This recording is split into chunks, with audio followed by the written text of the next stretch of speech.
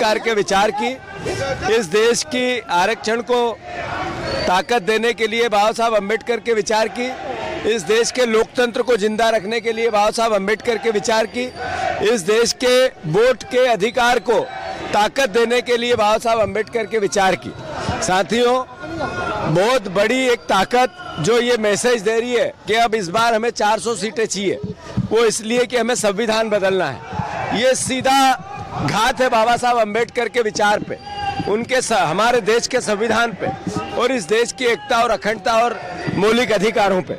हम भारतवासी एक साथ मिलकर ऐसी ताकतों के खिलाफ खड़े हो, इस संकल्प का दिन है आज। जो बाबा साहब अम्बेडकर ने, जो महात्मा गांधी ने, जो कांग्रेस पार्टी ने, जो देश के संविधान का निर्माण करके देश का 75 साल की जर्नी में देश को तीसरी महाशक्ति बनाया, आज उसको किसी न किसी रूप में कमजोर किया जा रहा है। इसके लिए हम संकल्प लेते हैं आज इस दिन, पवित्र दिन पर 14 अप्रैल को, कि हम इस संविधान की रक्षा करेंगे, अपनी शहादत दे के करेंगे, हर हालत में करेंगे और देश का एक एक नागरिक करेगा। भारतीय जनता पार्टी ने अपना संकल्प पत्र जारी किया। कुछ ऐसा है जिसमें उन्होंने ये कहा कि हमने 10 साल में ये दिया। भारतीय जनता पार्टी 80 करोड़ लोगों को गरीब बना दिया, जिनको राशन दे रही है। 84% बच्चों को बेरोजगार बना दिया, जो आज घरों में नशा कर रहे हैं। इस देश में, एशियन देशों में पाकिस्तान और बांग्लादेश से ज्यादा महंगाई कर दी। हमारे देश का जो डॉलर और रुपए का जो अवमूल्यन हुआ है, वो आज तक की हिस्ट्री में सबसे ज्यादा हो गया।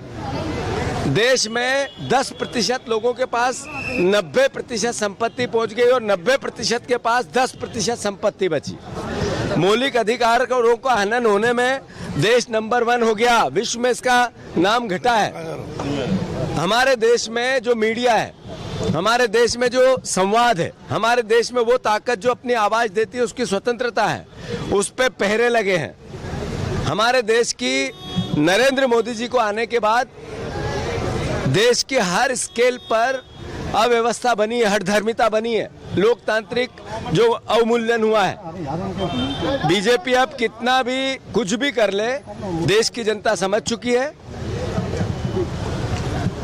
मोदी जाएंगे और इंडिया गठबंधन आएगा। किसानों की फसलें खराब हो रही है, खुले में पड़ा है।